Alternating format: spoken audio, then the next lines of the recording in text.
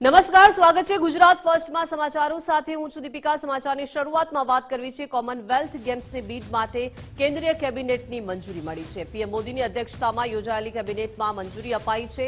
કેન્દ્રીય મંત્રીમંડળ અને રમતગમત મંત્રાલયે મંજૂરી આપી છે। CWG 2030 માટેની બીડના પ્રસ્તાવને લીલી ઝંડી અપાઈ છે। ગુજરાત સરકાર માટે ગ્રાન્ટ ઇન એઇડ બીડને મંજૂરી અપાઈ છે। યજમાન સહયોગ કરાર પર હસ્તાક્ષર કરવા મંજૂરી આપી છે। વિશ્વ કક્ષાનું સ્ટેડિયમ ધરાવતું અમદાવાદ યજમાન બનશે। 2023માં વર્લ્ડ કપ યોજી અમદાવાદ શહેરે ક્ષમતા દર્શાવી છે। રમતગમત ઉપરાંત વિવિધ ક્ષેત્રોમાં રોજગારીનું પણ સર્જન થશે। પર્યટનને વેગ, વ્યાવસાયિક તકો ઊભી કરવાનો કાર્યક્રમ। કોમનવેલ્થ ગેમ્સ 2030માં 72 દેશના ખેલાડીઓ ભાગ લેશે। વિશ્વ કક્ષાનું સ્ટેડિયમ, અત્યાધુનિક તાલીમ સુવિધાઓથી સજ્જ અમદાવાદ જ્યારે રમતગમત સંસ્કૃતિ ધરાવતું એક આદર્શ યજમાન શહેર અમદાવાદ બન્યું છે। રમતવીરો, કોચ, ટેકનિકલ અધિકારીઓ અને પ્રવાસીઓને સીધો ફાયદો થશે। મોટી સંખ્યામાં ભાગ લેનારા લોકોને પણ સીધો ફાયદો થશે। સ્થાનિક વ્યવસાયોને પણ આ બીડથી મોટો ફાયદો થશે। કેન્દ્ર સરકારના સહયોગથી ગુજરાત વધુ એક ઊંચી ઉડાન ભરશે। તો કોમનવેલ્થ ગેમ્સની બીડ માટે કેન્દ્રીય કેબિનેટની મંજૂરી મળી ગઈ છે અને રાજ્ય રમતગમત મંત્રી હર્ષ સંઘવી લંડન પ્રવાસે જશે। કોમનવેલ્થ ગેમ્સની બીડની તૈયારીઓને લઈને પ્રવાસ કરશે। કોમનવેલ્થ ગેમ્સ 2030 સંદર્ભે લંડન ખાતે બેઠક કરશે અને બીડની તૈયારીઓ, બીડમાં જરૂરી કાર્યવાહી પર ચર્ચાઓ થશે। 28 ઓગસ્ટના રોજ લંડનના પ્રવાસે હર્ષભાઈ સંઘવી જશે।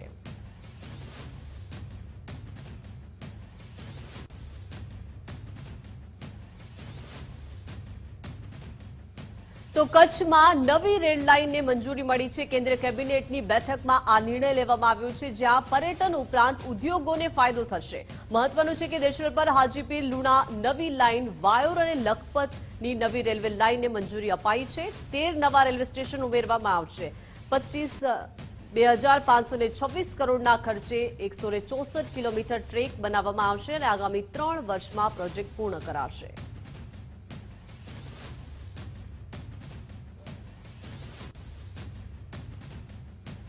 સારા વરસાદ બાદ ખરીફ વાવેતર પણ 94% જેટલું થયું છે। રાજ્યમાં ખરીફ વાવેતર 81.2 લાખ હેક્ટર થયું છે। મગફળીનું સૌથી વધુ 21.88 લાખ હેક્ટરમાં વાવેતર થયું છે। મહત્વનું છે કે મગફળીનું વાવેતર સરેરાશ કરતાં 25% વધારે થયું છે। તુવેરનું પણ 2.70 લાખ હેક્ટરમાં 117% વાવેતર થયું છે। કપાસનું પણ 20 લાખ હેક્ટરમાં વાવેતર થયું છે। સોયાબીનની વાત કરીએ તો સોયાબીનનું પણ 2.77 લાખ હેક્ટરમાં 105% વાવેતર થયું છે। ડાંગરનું પણ 8.91 લાખ હેક્ટર સાથે 101% વાવેતર થયું છે। બાજરીનું પણ 1.71 લાખ હેક્ટરમાં વાવેતર થયું છે। સરદાર સરોવર નર્મદા ડેમની સપાટીમાં ધરખમ વધારો થયો છે। ઉપરવાસમાંથી 1,09,303 ક્યુસેક પાણીની આવક થઈ છે। હાલ નર્મદા ડેમની સપાટી 135.50 મીટર પર પહોંચી છે। સિઝનમાં પ્રથમવાર નર્મદા ડેમ 135 મીટરને પાર થયું છે। નર્મદા નદીમાં 44,024 ક્યુસેક પાણીની જાવક થઈ છે, જ્યારે નર્મદા ડેમ મહત્તમ સપાટીમાં માત્ર 3.18 મીટર બાકી છે। ઉપરવાસમાં વરસાદને કારણે નર્મદા ડેમ 89% ભરાઈ ગયો છે। આવતીકાલે નર્મદા ડેમના ફરી દરવાજા ખોલવામાં આવશે। ફરી 3 દરવાજા ખોલી 95,000 ક્યુસેક પાણી છોડવામાં આવશે। તો ભારે વરસાદને કારણે નર્મદા ડેમ જે છે તે હવે 3.18 મીટર જ જળસ્તરનો ભરાવો બાકી છે, એટલે કે 89% આ ડેમ ઉપરવાસમાં ભારે વરસાદને કારણે ભરાઈ ગયો છે। આવતીકાલે હજુ 3 જેટલા દરવાજા ખોલવામાં આવશે। નર્મદા ડેમમાં ભારે નવા નીરની આવક થઈ છે। બનાસકાંઠાના અમીરગઢમાં ધોધમાર વરસાદ થયો છે અને ધોધમાર વરસાદ ખાબકતા ધરતીપુત્રોમાં ખુશી જોવા મળી રહી છે। વરસાદના પગલે સમગ્ર પંથકમાં ઠંડક પ્રસરી ગઈ છે। ભારે વરસાદને કારણે ધરતીપુત્રો ખુશખુશાલ જોવા મળી રહ્યા છે। વાવણીલાયક વરસાદ થવાને કારણે હાલ ધરતીપુત્રોમાં ખુશીની લહેર જોવા મળી રહી છે।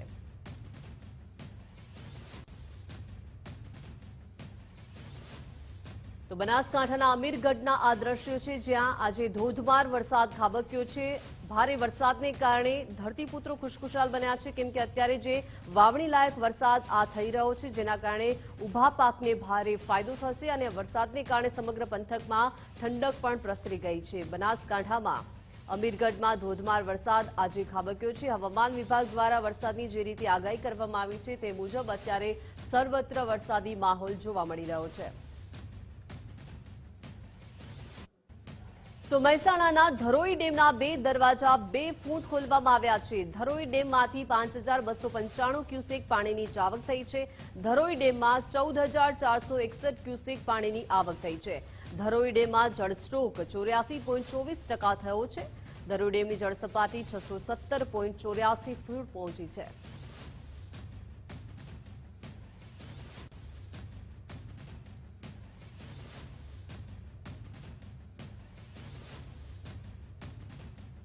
તો રાજ્યમાં વરસાદને લઈને અંબાલાલ પટેલે આગાહી કરી છે। તારીખ 28 થી 31 ઓગસ્ટ સુધી રાજ્યમાં વરસાદ પડશે। ઉત્તર ગુજરાતમાં 2 થી 4 ઇંચ જેટલો વરસાદ પડી શકે છે। દાહોદ વડોદરાના ભાગોમાં પણ વરસાદ પડવાની આગાહી છે। તો મહીસાગરમાં આગામી સમયમાં ભારે વરસાદ પડી શકે છે। ગાંધીનગર અમદાવાદમાં ભારે વરસાદ થઈ શકે છે। તો ઉત્તર ગુજરાત, પૂર્વ ગુજરાત અને સૌરાષ્ટ્રના ભાગોમાં પણ વરસાદ થશે। 18 સપ્ટેમ્બરથી 30 સપ્ટેમ્બર સુધી બંગાળ ઉપસાગરમાં દબાણ ઊભું થશે। કે તારીખ 27-28થી હવામાનમાં પલટો આવશે। ખાસ કરીને પલટો પૂર્વ ગુજરાતના ભાગો, વડોદરા, મધ્ય ગુજરાતના વડોદરાના પૂર્વ ભાગો, મહીસાગરના ભાગો, દાહોદના ભાગોમાં હવામાનમાં પલટો આવે અને આજે વરસાદી છાંટા પડવાની શક્યતા રહે। અમદાવાદ, ગાંધીનગરમાં પણ હવામાનમાં કંઈક પલટો આવી શકે અને ક્યાંક છાંટા પડી શકે અથવા તો વાદળવાળું આવી શકવાની શક્યતા રહે। પણ ઉલ્લેખનીય છે કે બંગાળના ઉપસાગરની એક મજબૂત સિસ્ટમ થતાં આ સિસ્ટમના કારણે ગુજરાતમાં વરસાદ થવાની શક્યતા રહે। તારીખ 27-28માં બંગાળ ઉપસાગરની સિસ્ટમ આપતા હવામાનમાં પલટો આવે અને 29 ઓગસ્ટથી સપ્ટેમ્બરની 2 તારીખ સુધીમાં રાજ્યના ઘણા ભાગોમાં મુસળધાર વરસાદ થવાની શક્યતા રહે। જેમાં ઉત્તર ગુજરાતના ભાગો અને અરવલ્લી, સાબરકાંઠાના અલગ અલગ ભાગોમાં ક્યાંક વરસાદ 2 થી 4 ઇંચ જેવો વરસાદ થવાની શક્યતા રહે। જમ્મુ કાશ્મીરમાં વૈષ્ણોદેવી યાત્રા રૂટ પર ભૂસ્ખલનથી 33 શ્રદ્ધાળુઓના મોત થઈ ગયા છે અને ભૂસ્ખલનની ઘટના અંગે વડાપ્રધાન મોદીએ દુઃખ વ્યક્ત કર્યું છે। પીએમ મોદીએ કહ્યું કે શ્રી માતા વૈષ્ણોદેવી મંદિર તરફ જતા માર્ગ પર ભૂસ્ખલનને કારણે થયેલા જાનહાનિ દુઃખદ છે। મારી સંવેદનાઓ શોકગ્રસ્ત પરિવારો સાથે છે અને ઘાયલ વહેલી તકે સ્વસ્થ થાય તેવી પ્રાર્થના। વહીવટીતંત્ર તમામ અસરગ્રસ્તોની મદદ કરી રહ્યું છે। દરેકની સલામતી અને સુખાકારી માટે મારી પ્રાર્થના।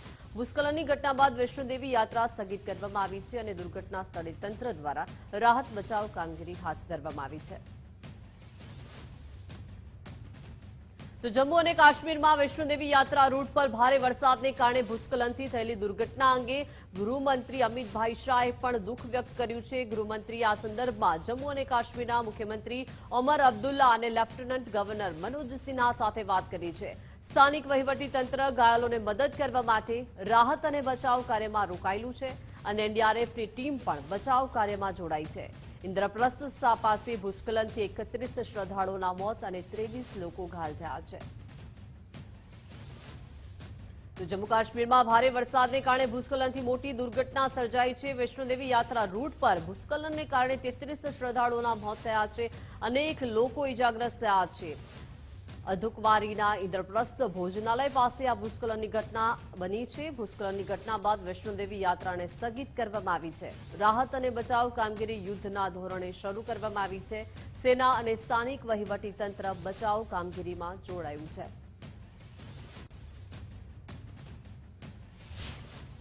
इंद्रप्रस्थ के आसपास एक लैंडस्लाइड आई है जिसमें कुछ लोगों की डेथ भी हुई है और कुछ लोग इंजर्ड हुए हैं। रेस्क्यू ऑपरेशन चल रहा है। अभी जो सीएचसी कटरा में 5 डेड बॉडीज आई हैं और 10-11 लोग जो इंजर्ड हैं उनकी इन्फॉर्मेशन है। जैसी और इन्फॉर्मेशन आएगी वो आपसे शेयर कर दी जाएगी। सर रेस्क्यू अभी भी चल रहा है और अगर यात्रा की बात करें तो क्या यात्रा चल रही है? यात्रा नहीं चल रही है, रेस्क्यू ही चल रहा है। તો જમ્મુ કાશ્મીરમાં સાર્વત્રિક અતિભારે વરસાદથી પૂરની સ્થિતિ સર્જાઈ ગઈ છે। જમ્મુ અને સાંબામાં ભારે વરસાદને કારણે હજારો લોકોનું સ્થળાંતર કરવામાં આવ્યું છે। તાવી નદીમાં ઘોડાપૂરને કારણે જમ્મુમાં વિક્રમ ચોકને જોડતો પુલ પાણીમાં તણાઈ ગયો છે। સતત વરસાદને કારણે નદીઓના જળસ્તરમાં ધરખમ વધારો થયો છે. પરિસ્થિતિને પહોંચી વળવા માટે સ્થાનિક તંત્રની સાથે એનડીઆરએફ, એસડીઆરએફની ટુકડીઓ તૈનાત કરવામાં આવી છે. જ્યારે હવામાન વિભાગ દ્વારા હજુ પણ ભારે વરસાદની આગાહી કરવામાં આવતા તંત્ર એલર્ટ બન્યું છે. લોકોને નદી નાળા નજીક ન જવા માટે ચેતવણી આપવામાં આવી રહી છે. તો જમ્મુ કાશ્મીરમાં ભારે વરસાદ બાદ હવે પૂરની પરિસ્થિતિ સર્જાઈ ગઈ છે. જેલમ નદીએ ખતરાની સપાટી વટાવતા દક્ષિણ કાશ્મીરમાં પૂરની ચેતવણી જાહેર કરવામાં આવી છે. તો બીજી તરફ જમ્મુ કાશ્મીરના મોટાભાગના વિસ્તારમાં ભારે વરસાદથી પૂરની સ્થિતિ સર્જાઈ ગઈ છે. પૂરગ્રસ્ત વિસ્તારોમાં ભારતીય સેનાએ માનવીય સહાય અને આપદા રાહત કામગીરી શરૂ કરી. સેનાએ અનેક બચાવ ટુકડીઓ અને હેલિકોપ્ટર તૈનાત કર્યા છે, જેમાં ફસાયેલા નાગરિકોને સુરક્ષિત સ્થળે ખસેડવામાં આવી રહ્યા છે. તો જમ્મુ કાશ્મીરમાં એક તરફ મુશળધાર વરસાદથી પૂરની સ્થિતિ સર્જાઈ છે, તો બીજી તરફ ઊંચા પહાડોમાં હિમવર્ષા થઈ છે. કારગિલ જિલ્લાના ઊંચા વિસ્તારોમાં વહેલી સવારથી જ હળવાથી મધ્યમ હિમવર્ષા થઈ છે અને હિમવર્ષાને કારણે ઓજિલા અને દ્રાસ સહિતના અન્ય વિસ્તારો સફેદ બરફની ચાદરથી ઢંકાઈ ગયા છે. તાજી બરફવર્ષાને કારણે પગલે તાપમાનમાં અચાનક ઘટાડો થયો. હિમવર્ષાને કારણે સ્થાનિકોમાં ખુશીનો માહોલ છવાયો છે. તો આ તરફ પંજાબના પઠાણકોટ જિલ્લામાં રાવી ડેમના દરવાજા ખોલવામાં આવતા નજીકના સુજાનપુર ગામમાં પાણી ઘૂસી જતા પૂરની સ્થિતિ સર્જાઈ છે. ભારે વરસાદ અને ડેમમાં પાણીનું સ્તર વધવાને કારણે ડેમના દરવાજા ખોલવાનો નિર્ણય લેવામાં આવ્યો છે, જેના પરિણામે ગામના નીચાણવાળા વિસ્તારોમાં પાણી ફરી વળ્યું છે. સ્થાનિક વહીવટીતંત્ર અને બચાવ ટીમો દ્વારા તાત્કાલિક બચાવ કામગીરી શરૂ કરવામાં આવી છે. ગામના લોકોને સુરક્ષિત સ્થળે ખસેડવામાં આવી રહ્યા છે, તો રાહત સામગ્રીનું વિતરણ કરવામાં આવી રહ્યું છે. પૂરના દ્રશ્યોમાં ગામની શેરીઓ, ઘરોમાં પાણી ભરાયેલું જોવા મળ્યું છે, જ્યારે સ્થાનિક રહેવાસીઓમાં ચિંતા વ્યાપી ગઈ છે. જિલ્લા વહીવટીતંત્રએ લોકોને સાવચેત રહેવા અને નદી કે નીચાણવાળા વિસ્તારોથી દૂર રહેવાની સૂચના આપી છે. તો ઉત્તર પ્રદેશના વારાણસીમાં ગંગા નદીનું જળસ્તર ઝડપથી વધી રહ્યું છે અને તે ભયના નિશાનની નજીક પહોંચી ગયું છે. સતત વરસાદ અને નદીના વધતા પ્રવાહને કારણે શહેરના નીચાણવાળા વિસ્તારોમાં પાણી ઘૂસી ગયું છે. અનેક મંદિરો, ઘાટો અને નજીકના ઘરોમાં પાણી ફરી વળ્યા છે, જેનાથી સ્થાનિક લોકો અને યાત્રાળુઓમાં ચિંતા વધી છે. પ્રશાસને લોકોને સાવચેતી રાખવાની સૂચના આપી છે અને નદી કાંઠાના વિસ્તારોમાં રાહત બચાવ કામગીરી શરૂ કરી છે. હવામાન વિભાગે આગામી દિવસોમાં વધુ વરસાદની આગાહી કરી છે, જેથી સ્થિતિ વધુ ગંભીર બની શકે છે. સ્થાનિકોને સુરક્ષિત સ્થળે જવા અને જરૂરી સાવચેતી રાખવા અપીલ કરવામાં આવી રહી છે.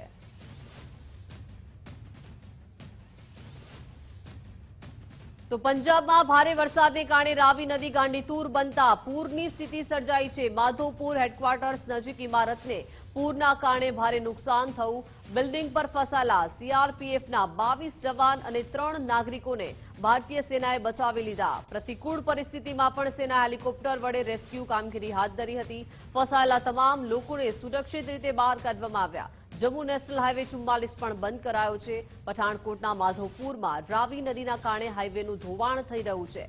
બોર્ડર પરની ચેકપોસ્ટ પણ હટાવી લેવામાં આવી છે. સુજાનપુરમાં હાઈવે જળમગ્ન થતા એનડીઆરએફની ટીમ તૈનાત કરવામાં આવી છે.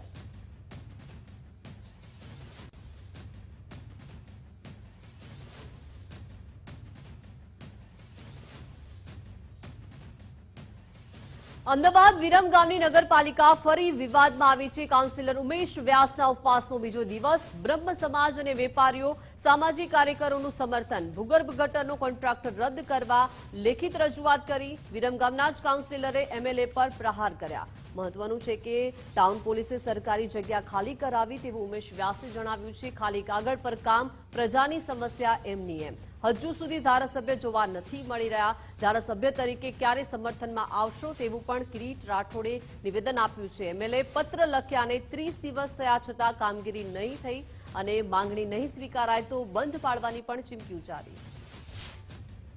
ધારાસભ્યશ્રીને આહવાન માટેનું આપ પૂછો છો તો આપને જણાવું કે ધારાસભ્યશ્રીએ જ સરકારશ્રીમાં આ અંગે પ્રશ્ન ટપાલ લખી અને મુખ્યમંત્રીશ્રીને જણાવેલ કે પ્રજાના પ્રશ્ન માટે પ્રજામાંથી કોઈ પણ બેસશે તો હું એમના સમર્થનમાં ઉતરીશ, પણ હજી સુધી ધારાસભ્યશ્રી અહીંયા આવ્યા નથી. કે ધારાસભ્ય સાહેબ આપે મુખ્યમંત્રીને પત્ર લખીને આપે જ્યારે કહ્યું હતું કે આ બધી જ સમસ્યાઓને લઈને જ્યારે વિરમગામ શહેરના લોકો આંદોલન ઉપર ઉતરશે કોઈ પણ વ્યક્તિ ત્યારે હું એને સમર્થન આપીશ. તો હું આજે એમને આપના માધ્યમથી કહેવા માંગુ છું કે આજે 48 કલાક જેવો સમય થઈ ગયો છે આંદોલનનો, તો તમે ક્યારે સમર્થન આપશો એ વિરમગામના શહેરના નાગરિક તરીકે હું તમને પૂછું છું. તો વિરમગામમાં વિવાદોનો વિસ્ફોટ જોવા મળી રહ્યો છે. એક મહિનામાં જુદી જુદી ઘટનાઓ મુદ્દે વિરમગામ ચર્ચામાં રહ્યું છે. ગટરની સમસ્યાથી લઈ ઉપવાસ સુધી વિરમગામ વિવાદમાં છે. કાઉન્સિલર ઉમેશ વ્યાસના ઉપવાસનો આજે બીજો દિવસ છે. ભૂગર્ભ ગટરનો કોન્ટ્રાક્ટ રદ કરવા લેખિત રજૂઆત કરી છે. વિરમગામના જ કાઉન્સિલરે એમએલએ પર પ્રહારો કર્યા છે. વિરમગામ આમ આદમી પાર્ટીના શહેર પ્રમુખની દાદાગીરી, ગાડી ધીમે ચલાવવાનું કહેતા રહીશને ઢોર માર મારવામાં આવ્યો હતો. લાખો રૂપિયાના ખર્ચે લગાડેલી તકતીઓ કાઢતા તેમાં રોષ પણ જોવા મળ્યો હતો. શહીદ બાગની આ સમગ્ર ઘટના હતી કે જ્યાં પ્રજાના પૈસાનો બગાડ થતો હોય તેવા પણ આરોપ થયા છે. શહીદ બાગમાં શહીદોને લગાડવામાં આવી હતી તકતીઓ અને જેને કાઢવામાં આવી. ગટરની સમસ્યા પણ મુદ્દો રહ્યો છે, ચર્ચા રહી છે. ગટરની સમસ્યાને લઈને પણ રહીશો મેદાને ઉતર્યા હતા. પ્રાથમિક સુવિધા મુદ્દે ધારાસભ્યને પત્ર લખવામાં આવ્યો હતો. ખેડા ભાજપમાં ફરી સામે આવી ભાજપના નેતાની નારાજગી. કઠલાલના પૂર્વ ધારાસભ્ય કનુભાઈ ડાભીએ નારાજગી વ્યક્ત કરી છે.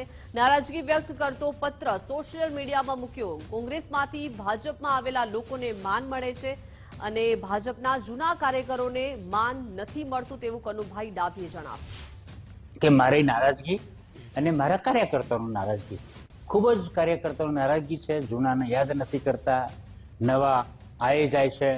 નવા આયે જતા હોય એમને સન્માન મળતું હોય, માન સન્માન મળતું હોય, એમને હોદ્દાઓ મળતા હોય અને અલગ અલગ એમને પદ મળતા હોય, પરંતુ જે જૂના છે ભાજપના કાર્યકર્તાઓ, વિચારધારા ભાજપની હોય એ કેમ ધકેલાઈ ગયા છે.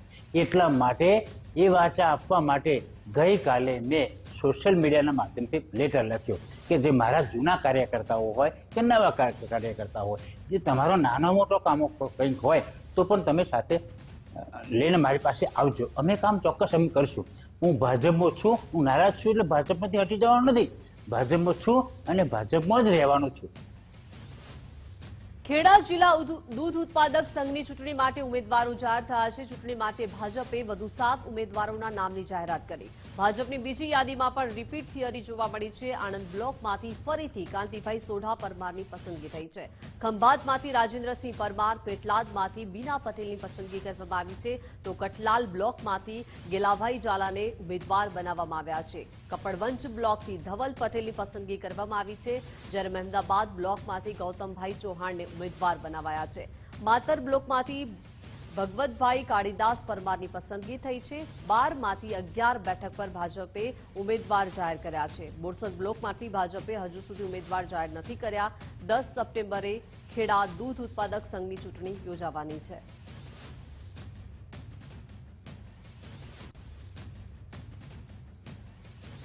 તો આણંદની અમૂલ નિયામક મંડળની ચૂંટણીમાં ઘીના ધામમાં ઘી જોવા મળી રહ્યું છે. ભાજપના ધારાસભ્ય ગોવિંદ પરમારે ઉમેદવારી મોકૂફ રાખી છે. ગોવિંદ પરમારે CR પાટીલના આદેશનું માન રાખ્યું છે. આણંદ બેઠક પર કાંતિ સોઢા પરમારના નામની જાહેરાત કરાઈ. ભાજપના અમૂલ ડેરીના ચૂંટણી ઇન્ચાર્જ અજય બ્રહ્મભટ્ટે ઉભરો ઠાર્યો અને MLA યોગેશ પટેલ, અજય બ્રહ્મભટ્ટે ગોવિંદ પરમાર સાથે બેઠક કરી. ગોવિંદ પરમાર 12 બેઠકો પર ભાજપને જીતાડવા કરશે મહેનત તેવું પણ અજય બ્રહ્મભટ્ટે જણાવ્યું છે. ગોવિંદભાઈ સુધી મેસેજ પહોંચાડવામાં વાર લાગી તેવું પણ જણાવ્યું.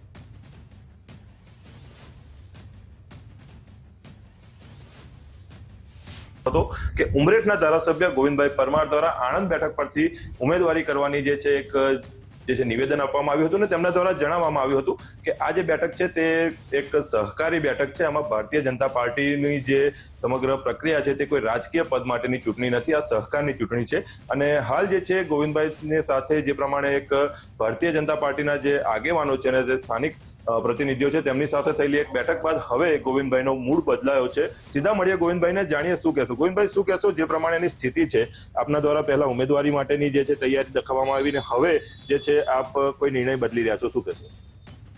અમૂલ ડેરી જે ચૂંટણી આવી રહી હતી એમાં મેં ઉમેદવારી કરવાનું નક્કી કર્યું હતું, પણ મેં પાર્ટીની રાહ જોઈ હતી કે ટિકિટ કોના મળે છે. એ ટિકિટની માગણી કરી હતી, પણ મેં પછી વિચાર્યું જેને ટિકિટ મળે, ભારતીય જનતા પાર્ટી જેને ટિકિટ આપે એને આપણે જીતાડી લાવવાનું છે. એટલે મેં મારા કાર્યકરો, મારા મતદાર ભાઈઓને પૂછી અને નિર્ણય લીધો છે અને અમારા અજયભાઈ જે અહીંયા જે પ્રભારી છે એમને બોલાવી અમારી જોડે રાખીને અમે ફોર્મ ભરવાનું નહીં ભરવાનો નિર્ણય કરી દીધો છે. જે પ્રમાણે ગોવિંદ કાકા વાત કરવામાં આવે તો ક્યાંક ભ્રષ્ટાચારની પણ વાત કરી હતી આપણે, એ શું હતો વિષય? એ ભ્રષ્ટાચારની વાત અગાઉ બધું ચાલતું હતું ને, અમૂલ બધું સહકારમાં બધું ચાલવાનું, કોઈ પણ સહકારમાં ચાલો સંસ્થામાં સત્તાવાર કોઈ નામ કોઈ આવડી દીધું નહીં. જી હા, જે પ્રમાણે સત્તાવાર નામ નથી લીધું, અજયભાઈ આપણી પાસે છે. અજયભાઈ, જે પ્રમાણેની સ્થિતિ છે, ભાજપે જવાબદારી આપને સિરે સોંપી છે અમૂલ ચૂંટણીની, અને આ પ્રકારેની જે પ્રમાણે ગોવિંદભાઈની એક નિવેદન સામે આવીને ત્યારબાદ જે સ્થિતિ છે, અત્યારે આણંદ બેઠક પર કાંતિભાઈનું નામ જાહેર થયું છે, શું કહેશો કયા પ્રકારની સ્થિતિ છે? કારણ કે આ જે દૂધનું રાજકારણ છે તેમાં દરેક લોકો સંકળાયેલા છે, ખૂબ મોટો વર્ગ એક આ જિલ્લાઓનો સંકળાયેલો છે, ત્યારે આ સ્થિતિને કેવી રીતના જોવો છો? હું આને દૂધનું રાજકારણ નહીં કહું, આ ડેરીના માધ્યમથી પશુપાલકોની સેવાનું રાજકારણ છે. ગોવિંદ કાકાને અમારા પ્રદેશ અધ્યક્ષ શ્રીમાન CR પાટીલ સાહેબે જે નિયમ બનાવ્યા અંતર્ગત MLA MP અને ધારાસભ્ય આ ચૂંટણી લડવાની થતી નથી, પરંતુ આ સંદેશો ગોવિંદ કાકા જોડે કન્વે કરવામાં ક્યાંક ને ક્યાંક અમારે મોડું થયું, અને પાર્ટીના આશાસ્પદ ગઈ વખતના કેન્ડિડેટ જે માત્ર 1-2 મતે હાર્યા હતા, એટલે સ્વાભાવિકપણે એમના મનમાં એવું હોય કે મને જ પાર્ટી ટિકિટ આપશે અને હું જીતીશ, અને આ વખતે ટિકિટના એ હકદાર પણ છે, પરંતુ નિયમોને આધીન એમને ટિકિટ મળી શકતી નહીં હોવાની જાણ એમને આજે સવારે થઈ. અમારા પ્રદેશ અધ્યક્ષ CR પાટીલ સાહેબે એમની સાથે વાત કરી અને તરત જ એમણે કહ્યું સાહેબ મારા ધ્યાનમાં નહોતું, પણ જે પણ ટિકિટ તમે આપી છે ને હું જીતાડીશ, ન બલકે આણંદ બ્લોક જીતાડીશ, 12 બ્લોકમાં ભારતીય જનતા પાર્ટીના ઉમેદવારોને જીતાડવા માટે હું પ્રવાસ પણ કરીશ. જે પ્રમાણે સ્પષ્ટ એક બીજી વાત પણ ખૂબ ચર્ચામાં રહી છે ગઈકાલની, કે ભ્રષ્ટાચારનો આરોપ છે કે 2.5 વર્ષની ટર્મ હતી ને તેમાં જે ભ્રષ્ટાચારનું એ થયું છે, તો એને લઈને શું કહેશો આપ? કયા પ્રકારની આ વિષયને જુઓ છો? ભ્રષ્ટાચારનો એવો આરોપ કોઈ બોલી દેવાથી થતો નથી, અને 2.5 વર્ષ પહેલાના શાસનમાં, રામસિંહ કાકાના શાસનમાં પણ પશુપાલકોનું સ્થિતિ સુધરી છે, પરંતુ છેલ્લા 2.5 વર્ષમાં પશુપાલકોનું જીવન ખૂબ બહેતર બન્યું છે. એ બહેતર બનાવવા માટે વર્ષે 350 કરોડ જેટલા વધારા સાથે જો બોનસ આપવામાં આવ્યું હોય તો એ 350 કરોડ રૂપિયા પશુપાલકોને વેચવામાં આવે છે, અને ભ્રષ્ટાચાર ન કહી શકાય. જી હા, જે પ્રમાણે વાત કરવામાં આવે તો ગઈકાલે જે એક ઉભરો આણંદ બેઠકને લઈને સામે આવ્યો હતો તે હવે ક્યાંક ફરી ગયો છે, અને જે પ્રમાણેની સ્થિતિ છે, હવે ગોવિંદ કાકાએ કહ્યું છે કે જે પ્રમાણેનો તેમને કન્વે મેસેજ કરવામાં જે વાર થઈ હતી તેના કારણે આ સમગ્ર સ્થિતિનું સર્જન થયું છે, અને હવે જ્યારે આણંદ બેઠક માટે કાંતિભાઈ સોઢા પરમારની નામની જાહેરાત આણંદ માટેની કરવામાં આવી છે, ત્યારે હવે તે તેમની સાથે રહી અને ફક્ત આણંદ બેઠક નહીં પરંતુ 12 બેઠક પર તેમને જીતાડવા માટે પ્રયત્ન કરશે, તે પ્રકારેનું અત્યારે એક વાતાવરણ ઊભું થયેલું જોવા મળી રહ્યું છે. પડે અમે જે છે આપને અમૂલ ડેરીની અપડેટ આપતા રહીશું. યશદીપ ગઢવી, ગુજરાત ફર્સ્ટ. નમસ્કાર. કોળી સમાજના 2 આગેવાનો વચ્ચે વાઘ યુદ્ધથી વિવાદ થયો છે, અને બ્રિજરાજ સોલંકી અને કુંવરજી બાવળિયા આમને સામને આવ્યા છે. બંને વચ્ચેના વાક યુદ્ધમાં હવે કોળી સમાજના આગેવાનોની એન્ટ્રી થઈ છે. કોળી સમાજના રાષ્ટ્રીય ઉપાધ્યક્ષે બંનેને સંયમ રાખવા અપીલ કરી છે. બ્રિજરાજ સોલંકીએ કરેલું નિવેદન યોગ્ય નહીં તેવું પ્રવીણભાઈ કોળીએ નિવેદન આપ્યું. બ્રિજરાજભાઈ યુવા છે, માનવી સેવી, યુવાનોમાં એની ચાહના પણ હોઈ શકે, પણ ખરેખર બ્રિજરાજભાઈને આપણા વડીલ જેવા એક આગેવાન છે, કેબિનેટ મંત્રી છે કુંવરજીભાઈ બાવળિયા, તો એનું નામ લઈ અને કોઈ પાર્ટીના મંચ ઉપરથી સમાજની વડીલની એમને હુંકારે તુકારે બોલવા એ બ્રિજરાજભાઈનું શોભતું નથી. ગમે એમ તો બ્રિજરાજભાઈને એટલે સમજવું પડે કે આપણા એ વડીલ છે. અખિલ ભારતીય કોળી સમાજના એ રાષ્ટ્રીય ઉપાધ્યક્ષ છે, કેબિનેટ મંત્રી છે. આજ 5 થી 40 વર્ષનું એનું રાજકારણ છે બ્રિજરાજભાઈ. તો ખરેખર એક યુવાને તમને ઠીક છે કે તમને ઘનશ્યામભાઈની ઘટનાને લઈને તમે આવેશમાં આવી અને બોલ્યા હશો, અમે સમજી શકીએ છીએ, પણ ખરેખર આવું બોલાય નહીં, એ તમારી ભૂલ છે બ્રિજરાજભાઈ. અમારા હિસાબે અમે એક સમાજને લઈને આ વાત કરી રહ્યા છીએ, અમને કોઈ પાર્ટીનો પ્રેમ નથી. અને બીજી વાત એ પણ કરવા માંગુ છું કે જે કુંવરજીભાઈ બાવળિયાએ સામે નિવેદન આપ્યું, જે પલટ જવાબ આપ્યો છે, એ તો બહુ ઘાતક સમાજ માટે નુકસાનદાયક કહેવાય. કેમ કે એક વડીલ છો તમે, આવડી મોટી તમારી ઉંમર છે, અને તમે સમાજના પીઠ આગેવાન છો. એક રાષ્ટ્રીય અખિલ ભારતીય કોળીના પ્રમુખ ઉઠી અને આવી જે તમારે ટિપ્પણી કરી એ ખરેખર સાહેબ આપને પણ શોભતી નથી. ગુજરાતના રાજકીય પક્ષોને મળેલા દાન અંગે કોંગ્રેસે સવાલ ઉઠાવ્યા છે. રાહુલ ગાંધીના ટ્વીટ બાદ મુખ્ય પ્રવક્તા ડોક્ટર મનીષ દોશીની પ્રતિક્રિયા સામે આવી છે. ગુજરાતના રાજકીય પક્ષો એનકેન પ્રકારે નાણાં એકત્રિત કરે છે. 4300 કરોડના વ્યવહારોની વાત છે, જે અત્યંત ગંભીર છે. નાણાં ક્યાંથી આવ્યા અને ક્યાં વપરાયા તે પ્રશ્ન છે. આ બાબતે ધ્યાન રાખવાની જવાબદારી ચૂંટણી પંચની છે. રાજકીય પક્ષોમાં કોને કાળા નાણાં આપ્યા તેની તપાસ થવી જોઈએ. આવા રાજકીય પક્ષોના આર્થિક વ્યવહારોની તપાસ થવી જોઈએ. દેશના જનનાયક અને લોકસભામાં પ્રતિપક્ષના નેતા સન્માનીય રાહુલજીએ જે ટ્વીટ કરીને સમગ્ર દેશ સામે ગુજરાતના રાજકીય પક્ષો કઈ રીતે નાણાં એનકેન પ્રકારે એકત્ર કરે છે, આ સમગ્ર બાબત એડીઆરના રિપોર્ટના આધારે એનું એનાલિસિસ કરીને જે સામે આવી છે ને એમને ટ્વીટ કર્યું છે, એ રકમ નાની સૂની નથી, પણ 4000 કરોડ કરતાં વધુની પણ રકમ છે. આ નાણાં ક્યાંથી આવ્યા, કેવી રીતે આવ્યા, કઈ રીતે એની કામગીરી થઈ છે, ત્યારે જેની જવાબદારી છે, કારણ કે રાજકીય પક્ષની મંજૂરી આપવાની જવાબદારી, માન્યતા આપવાની જવાબદારી ઇલેક્શન કમિશન ઓફ ઇન્ડિયાની છે. ઇલેક્શન કમિશન ઓફ ઇન્ડિયાની બંધારણીય ફરજ બને છે કે માન્ય રાજકીય પક્ષો પોતાના સમયાંતરે જે નિયમ મુજબ હોય તેમના એકાઉન્ટ રજૂ કરે. સુપ્રીમ કોર્ટના સમાન કામ સમાન વેતન અંગેના ચુકાદા પર કોંગ્રેસની પ્રતિક્રિયા સામે આવી છે. ચુકાદાથી કોન્ટ્રાક્ટ બેઝ પ્રોફેસરોને આર્થિક શોષણમાંથી મુક્તિ મળશે. પ્રોફેસરો દેશના ઘડતર માટેની બૌદ્ધિક સંપદા છે, જેનું સુપ્રીમ કોર્ટે કહ્યું. ગુજરાત સરકાર 7 લાખ કોન્ટ્રાક્ટ બેઝ કર્મીઓનું આર્થિક શોષણ કરે છે. એમબી શાહ કમિશન કાયદા પંચે કરાર આધારિત નિમણૂક બંધ કરવા કહ્યું. રાજ્યના 210 જેટલા પ્રોફેસરોને સુપ્રીમ કોર્ટના ચુકાદાનો સીધો લાભ થશે. 250 જેટલા પ્રોફેસરોને સરકાર ટર્મિનેટ કરી ચૂકી છે. નામદાર સર્વોચ્ચ અદાલતનો ચુકાદો અને ઐતિહાસિક ચુકાદામાં ગુજરાતના કરાર આધારિત સહાયક પ્રોફેસરો માટે સમાન કામ સમાન વેતનના સિદ્ધાંતને સંપૂર્ણપણે બહાલી આપવામાં આવી છે. અને એના કારણે લાંબા વર્ષોથી, એટલે કે 10-10 વર્ષ, 15-15 વર્ષથી કાર્યરત જે સહાયક પ્રાધ્યાપકો હતા, એ પ્રાધ્યાપકોને જે આર્થિક શોષણ થતું હતું તેમાંથી એમને મુક્તિ મળશે. ત્યારે કોંગ્રેસ પક્ષ ગુજરાતમાં ભાજપાની સરકારનું જે આર્થિક શોષણનું મોડેલ છે અને જે રીતે ગુજરાતના યુવાન યુવતીઓને હેરાનગતિનો સામનો કરીને સમાન કામ સમાન વેતનના ન્યાય નથી મળતો, તેની સામે પણ આગામી દિવસોની અંદર અમે લડત આપશું. પૂર્વ મંત્રી રણછોડ રબારીએ સીએમ ભૂપેન્દ્રભાઈને પત્ર લખ્યો છે. તમામ ગામમાં એક મંડળી હોવાના નિવેદન મુદ્દે પત્ર લખ્યો છે. સહકાર મંત્રી જગદીશ વિશ્વકર્માએ પાટણ ખાતે નિવેદન આપ્યું હતું. ગામડામાં એક જ મંડળી હોવાની વાત સહકાર મંત્રીએ કરી હતી અને સરકારના નિર્ણયથી જિલ્લામાં અસંતોષ ઉભો થશે તેવું રણછોડ રબારીએ જણાવ્યું. ક્યાંક ગ્રામ પંચાયતની ચૂંટણી હોય, ક્યાંક જાતિવાદ સમાજવાદ આવતો હોય, એના કારણે એક જ મંડળી હોય તો બધા જ લોકોને સહકારનો લાભ મળે નહીં.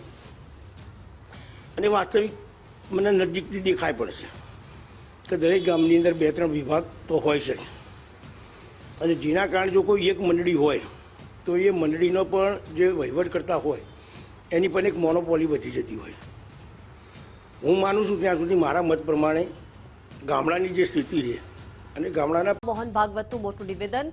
સ્વદેશી નીતિ માટે પહેલ જરૂરી, ભારત માટે નૈતિક મૂલ્યો જરૂરી, દરેક સ્થિતિમાં ભારતના સંવિધાનનું પાલન થવું જોઈએ, કાયદા અને સંવિધાનના હિસાબથી કામ જરૂરી, દબાણમાં રહીને વેપાર કરવો તે યોગ્ય નહીં. भाई हम जहां के हैं वहां का खरीदो, क्योंकि उस पर पेट चलता है. ऐसे ही अपने देश में जो बनता है वो बाहर से लाने की जरूरत नहीं है. जीवन आप अपने देश में नहीं बनता, बाहर से लेंगे. देश की नीति में स्वेच्छा से अंतर्राष्ट्रीय व्यवहार होना चाहिए, दबाव में नहीं जाना चाहिए. ये स्वदेशी है. क्या लेना, कितना लेना, बाहर से इन्वेस्टमेंट लाना नहीं लाना, ये इश्यूज है, उस समय के प्रश्न है. परंतु तत्व ये होना चाहिए, ये स्वदेशी है. और दूसरी भाषा बात है, अपने घर के चौखट के अंदर अपनी भाषा चाहिए.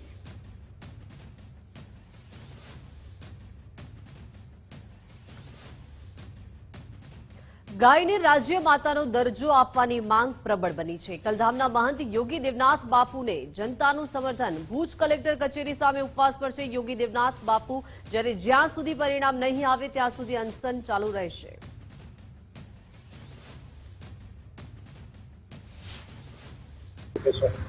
ચોક્કસ આજે ઉપવાસનો ત્રીજો દિવસ છે અને અમે જેમ પહેલે કીધું, જ્યાં સુધી ગુજરાતની અંદર ગૌ માતાને રાજ્ય માતાનો દરજ્જો નહીં મળે ત્યાં સુધી અમે અહીંયા ઉપવાસ ઉપર બેસવાના છીએ. રઘુકુલ રીત સદા આય, પ્રાણ જાય પર વચન ના જાય, આ અમારો વચન છે. કેમ કે અમારી પરંપરાને અંદર, સનાતન પરંપરાને અંદર ગૌ માતા પૂજનીય છે અને ગૌ માતા બંગલાને અંદર હોવો જોઈએ, ફૂટપાથ ઉપર નહીં. એટલે ફૂટપાથ ઉપર ગૌ માતા રખડે છે એ હું નહીં, કોઈ બી સનાતનીને સહન નહીં થઈ શકે, આ સહન ન કરે. એટલા માટે કચ્છના અમારો કચ્છનો સંત સમાજ બધા જ અમે માંગણી કરીએ છીએ ને અમે અનશન ઉપર બેઠા છીએ.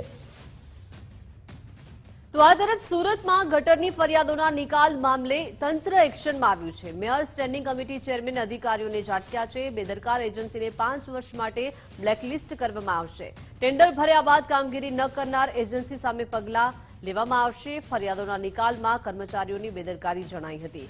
મેયર સ્ટેન્ડિંગ કમિટી ચેરમેને અધિકારીઓ સાથે બેઠક કરી હતી. દક્ષિશ માવાણી, રાજન પટેલ અને અધિકારીઓ સાથે બેઠક કરવામાં આવી. કર્મચારીઓની બેદરકારીથી વર્કિંગ વુમન હોસ્ટેલમાં પ્રોજેક્ટ અટવાયો છે. બેદરકારી કરનારા કર્મચારીઓ સામે કડક કાર્યવાહી કરાશે તેવું મેયરે નિવેદન આપ્યું.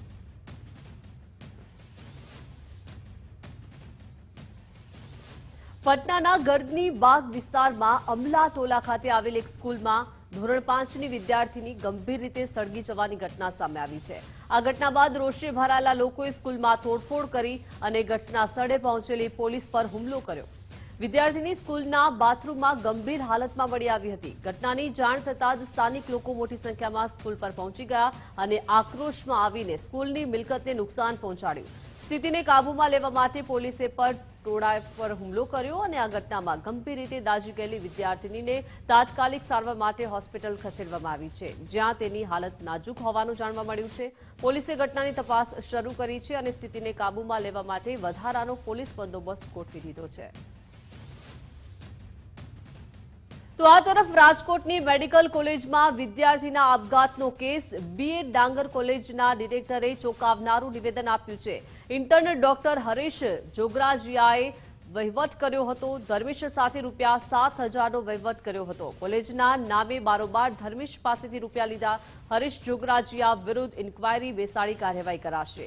ધર્મેશને પેપર ન આપવા દેવાની વાત તદ્દન ખોટી. ધર્મેશ કલસારિયાને એક્ઝામમાં એટીકેટી આવી હતી અને જેની એક્ઝામ ચાલુ હતી અને પેપર પણ આપ્યું હતું તેવું ડિરેક્ટરે નિવેદન આપ્યું છે. માર્ક્સ વધારવાની અને પાસ કરવાની કોઈ પ્રવૃત્તિ થતી નથી.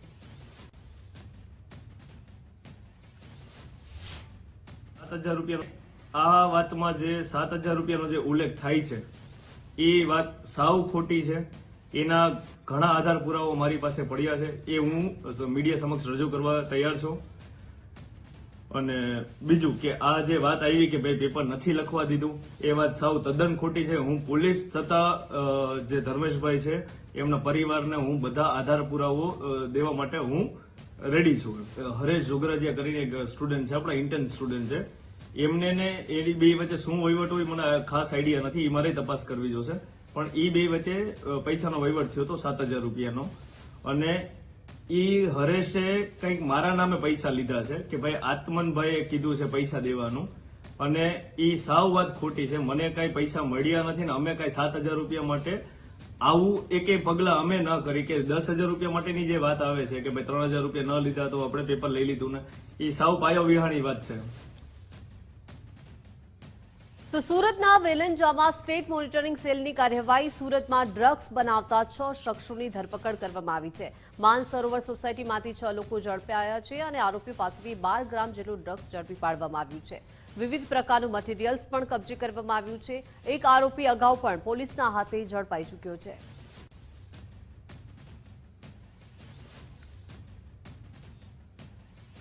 તો વરસાદ બાદ ઠેર ઠેર રોડ રસ્તા બિસ્માર હાલતમાં બન્યા છે. પાટણ હારીજથી બહુચરાજી તરફનો રસ્તો બિસ્માર થયો છે. બહુચરાજી તરફ જતો 30 કિલોમીટરનો રોડ બિસ્માર થઈ ગયો છે. સામાન્ય વરસાદમાં જ રોડ ખખડધજ બન્યો છે. અડધા ફૂટથી 1 ફૂટ સુધીના મસ્ત મોટા ખાડા પડતા સ્થાનિક લોકોને અને ત્યાંથી અવરજવર કરતા લોકોને હાલાકી થઈ રહી છે. ખાડાઓને કારણે સમગ્ર રોડ બિસ્માર હાલતમાં છે. છેલ્લા 1 મહિનાથી રોડ રસ્તા બિસ્માર હાલતમાં હોવાથી અનેક વખત રજૂઆત કરવામાં આવી છે, છતાં કોઈ જ પગલાં નથી લેવામાં આવ્યા. સ્થાનિક લોકો અને વાહન ચાલકોને અકસ્માતનો ભય સતાવી રહ્યો છે. રજૂઆત થતાં પણ તંત્રનું પેટનું પાણી હલતું નથી. ખાડાઓને કારણે પારાવાર મુશ્કેલીઓનો અનુભવ થઈ રહ્યો છે તેવું સ્થાનિક લોકોએ જણાવ્યું. અને બહુચરાજીથી હારીજ વચ્ચેનો રોડ બહુ ખરાબ છે. પાણી બહુ ભરાય છે, ખાડા બહુ પડી ગયા છે અને વરસાદના કારણે જે પાણી ભરાયેલું હોય ખાડા દેખાતા નથી. ગાડી અમારી પટકાય છે, એથી અમને પણ નુકસાન થાય છે અને ગાડીને પણ નુકસાન થાય છે. જેથી તંત્રને વિનંતી કે રસ્તા સારા કરાવે. બેચરાજી રોડમાં ખાડા એટલા પડી ગયા છે, રોડ તો કહેવાતો જ નથી, બધા ખાડા જ કહેવાય. જેમ કે ક્યાંય દેખાતું જ નહીં, સારો રોડ જ નથી. હારી બેચરાજી રોડ ઉપર અહીંયા મને હું અપડાઉન કરું છું, આરથી વાઘેલ વચ્ચે ક્યાંય સારો રોડ છે નહીં, બિલિયા સુધી સારો રોડ નહીં. તો આગળ બહુ બધું અહીંયા તકલીફ પડે છે અવર જવર માટે. ક્યાં બાઇક હાંકવું, ક્યાં સાધન હાંકવું એની કોઈ ખબર પડતી જ નહીં. અને ખાડામાં વરસાદ પડે ને એટલે એટલી તકલીફ પડે છે ને કે ખાડા એટલા ભરાઈ જાય છે તો તમારે વાહન ક્યાં હાંકવું એની ખબર જ પડતી નહીં. તો આજથી ટ્રમ્પના વધારાના 25% ટેરિફનો અમલ થઈ ચૂક્યો છે. ભારતની 66% નિકાસ પર માઠી અસરની ભીતિ સર્જાઈ રહી છે. ટેક્સટાઇલ, હીરા ઝવેરાત અને મશીનરીને અસર થશે. ભારત પર અમેરિકાનો કુલ 50% ટેરિફ અમલી થઈ ગયો છે. સુરતના ડાયમંડ એન્ડ ટેક્સટાઇલ ઉદ્યોગોને મોટી અસર થશે. સબસિડી જાહેર કરી ઉદ્યોગોને ટકાવી રાખવા માંગ થઈ રહી છે. સુરતમાં હીરા વેપાર સાથે જોડાયેલા છે 25 લાખ લોકો. કરોડ લોકો ટેક્સટાઇલ ઉદ્યોગમાંથી રોજગારી મેળવે છે, જ્યારે ટેરિફ સામે ટકી રહેવા અન્ય દેશો સાથે સંબંધ જરૂરી છે. ડાયમંડનું સૌથી મોટું માર્કેટ અમેરિકા હોવાથી માઠી અસર થશે. સાઉથના 50% ટેક્સટાઇલ ઉદ્યોગ મરણ પથારીએ છે. સરકાર તાત્કાલિક ઉદ્યોગોને ટકાવી રાખવા વિકલ્પ શોધે. ઉદ્યોગોને ટકાવી રાખવાની જવાબદારી સરકારની છે. રશિયન ક્રૂડ ઓઇલ ખરીદવા મુદ્દે વધારાનો ટેરિફ લગાવાયો છે. $60 અબજની નિકાસ પર અસર પડી શકે છે.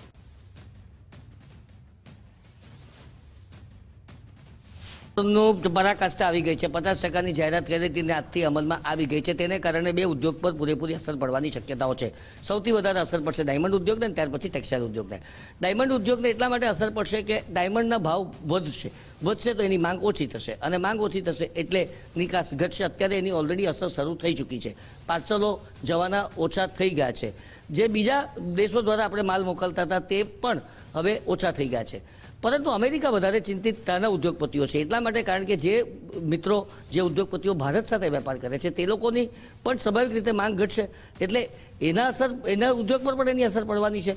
એટલે એઓએ પણ રજૂઆત કરી છે અમેરિકાના રાષ્ટ્રપતિ ટ્રમ્પને કે આ સંદર્ભની અંદર ફેર વિચારણા થવી ઘટે. પરંતુ અત્યારે તો આ પરિસ્થિતિ છે. આવી પરિસ્થિતિની અંદર પ્રોડક્શન ઓછું થશે. કારીગરો કદાચ એવું પણ બને કે ઓછા થઈ જવાની પૂરેપૂરી શક્યતાઓ છે, કારણ કે જરૂરિયાત ન રહે તો કારીગરો કેવી રીતે રાખે, એટલે કારીગરોના જીવન નિર્વાહના પ્રશ્નો પણ ઊભા થશે.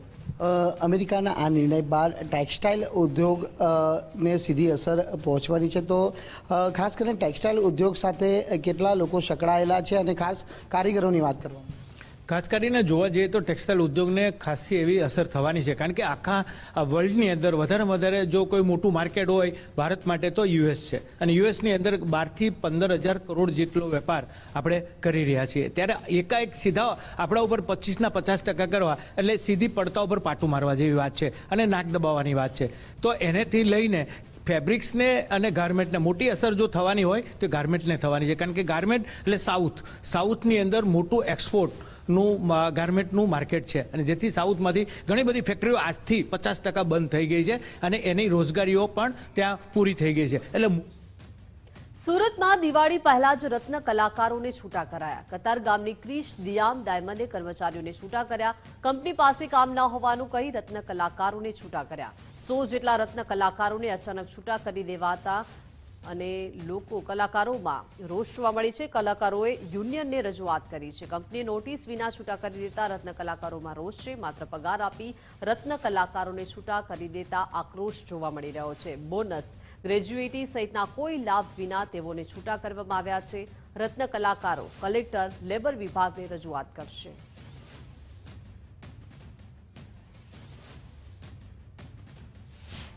કઈ કંપનીમાં કામ? કાસાનગર ક્રિસ ડીએમ. શું કહીને છૂટા કરવામાં આવ્યા? કઈ રીઝન આપવામાં આવ્યું નથી, કઈ કીધું નથી અમને છૂટા, કે હમણાં અમારી પાસે કામ નથી જેથી તમને છૂટા કરવા. કેટલા સમયથી કામ? હું 5 વર્ષથી ત્યાં નોકરી કરું છું.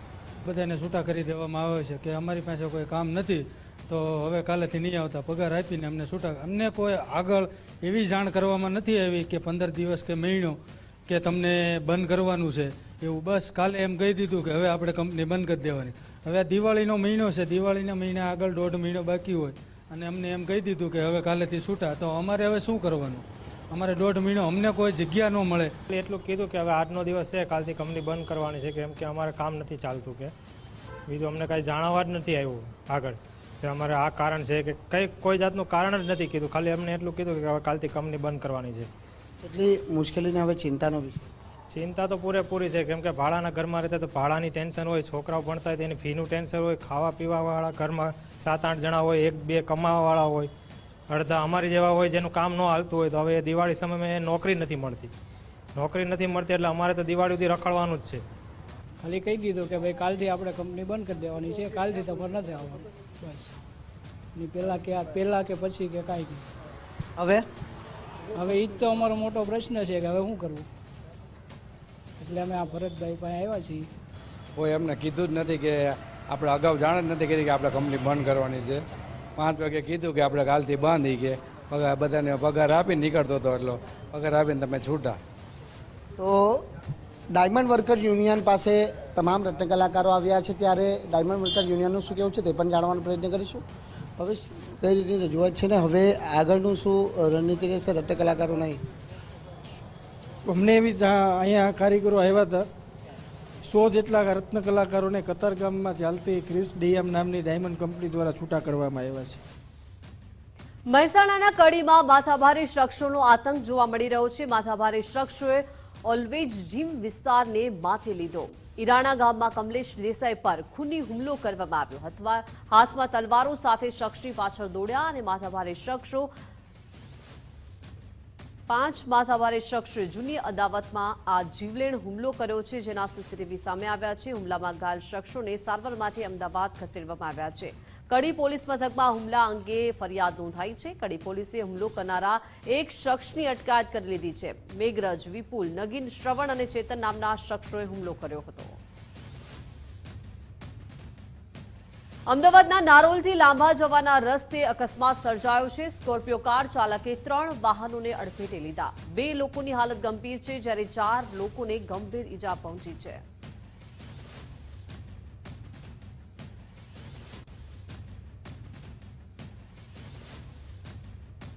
બીઝેડ કૌભાંડના આરોપી ભૂપેન્દ્રસિંહ ઝાલા સાબરકાંઠા પહોંચ્યા. બીઝેડ ગ્લોબલ એજ્યુકેશન કેમ્પસના સ્ટાફ સાથે મુલાકાત કરી. 8 મહિના ઉપરાંત સમય જેલમાં વિતાવ્યા બાદ સમર્થકોને મળ્યા.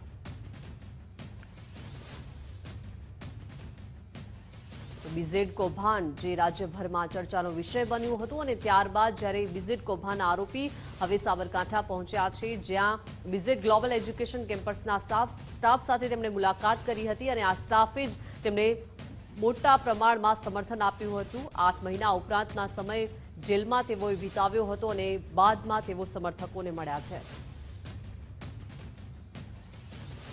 વડોદરામાં ગણેશજીની મૂર્તિ પર ઈંડા ફેંકનારની ધરપકડ કરવામાં આવી છે. પોલીસે આરોપીની ધરપકડ કરી સરઘસ કાઢ્યું છે. પાણીગેટ વિસ્તારથી આરોપીનું સરઘસ કાઢવામાં આવ્યું છે. આરોપીઓના હાથમાં દોરડા બાંધી રીકન્સ્ટ્રક્શન કરવામાં આવ્યું. સુફિયાન અને શાનવાઝનું સરઘસ કાઢવામાં આવ્યું છે. આરોપીઓએ માંજલપુરમાં મૂર્તિ પર ઈંડા ફેંક્યા હતા.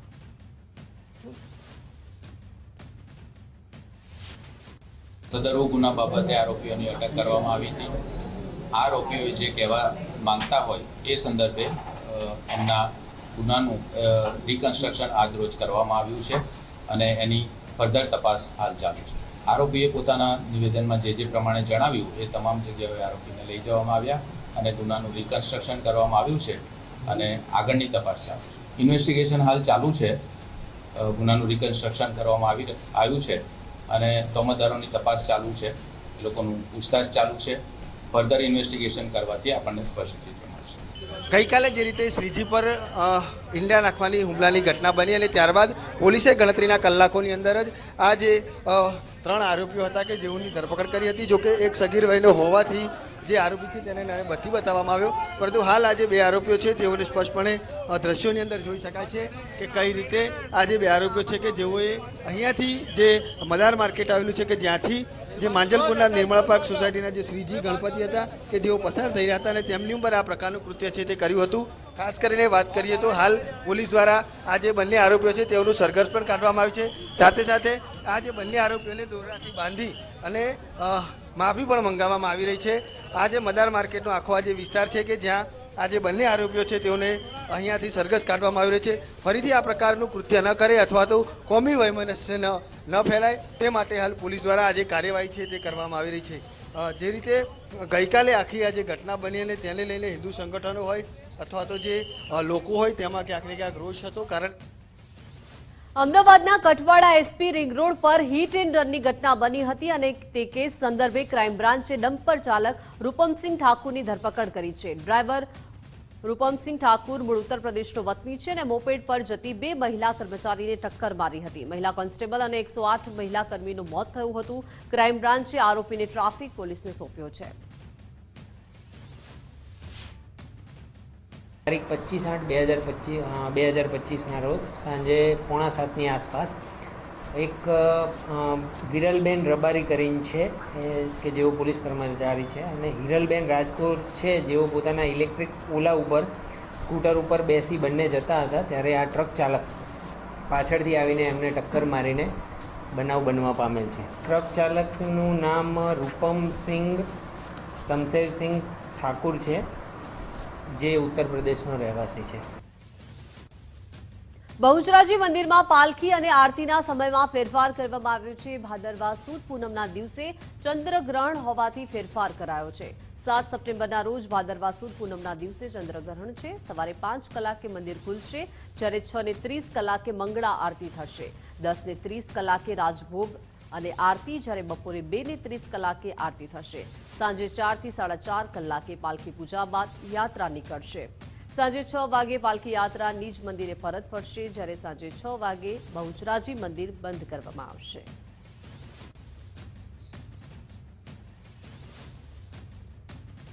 હવે વાત કરીશું જગતજગની માં જગદંબાની, જ્યાં ભાદરવી પૂનમના મહામેળા પૂર્વે લાખો માઈ ભક્તો માં અંબાની શરણમાં પહોંચ્યા છે.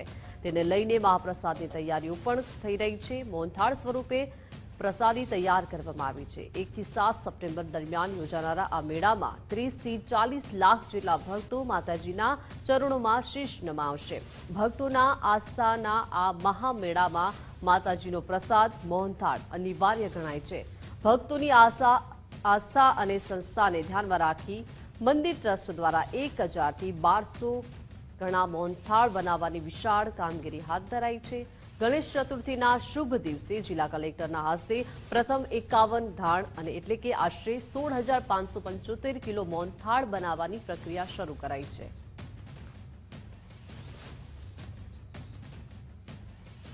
કીર્તિદાન ગઢવી અમદાવાદમાં ખેલૈયાઓને ઝુમાવશે. એસપી રિંગ રોડ પર નવરાત્રીના 9 દિવસ રમઝટ બોલાવશે. એસી ડોમમાં પ્રાચીન અને અર્વાચીન ગરબાનો સમન્વય જોવા મળશે. એસી ડોમમાં 17,500 ખેલૈયાઓ એક સાથે રમી શકે તેવું આયોજન કરવામાં આવ્યું છે. અમદાવાદમાં આખું ગુજરાત રહે છે તેવું કીર્તિદાન ગઢવીએ જણાવ્યું છે. સાથે જ કહ્યું છે કે છેલ્લા 4 વર્ષથી ગરબાનું આયોજન કરી રહ્યો છું. વિવિધ જિલ્લામાંથી લોકો આવીને અહીં રહે છે. નોરતા નગરી નામે ભવ્યાથી ભવ્ય આયોજન કરેલ છે. બહુ મોટા પાયે, બહુ વિશાળ પાયે. અમદાવાદનું મોટું કહે એટલે ગુજરાતનું મોટું થાય, કારણ કે 17,500થી પણ વધુ ખેલૈયાઓ માના ખોળે રમી શકશે એવી સુંદર મજાના એસી ડોમની અદ્યતન ટેકનોલોજી, અદ્યતન સાઉન્ડ, લાઇટિંગ અને બધી જ સુવિધાઓથી સજ્જ આ લોકોએ વ્યવસ્થા કરેલ છે. અને નોરતા નગરી આ વર્ષે એસી ડોમ અગેન એટલા માટે વિચાર્યું કે હવામાન ખાતું એમ કહે છે કે વરસાદ પડે, આપણે માતાજીની પ્રાર્થના કરીએ કોઈનો વરસાદ, કોઈના ગરબા ન બગડે, કોઈ ડિસ્ટર્બ ન થાય, કોઈ હેરાન ન થાય, પણ માતાજીના ખોળે નિશ્ચિંત વરસાદની ચિંતા કર્યા વગર રમી શકે એટલા માટે એસી ડોમની સુંદર મજાની વ્યવસ્થા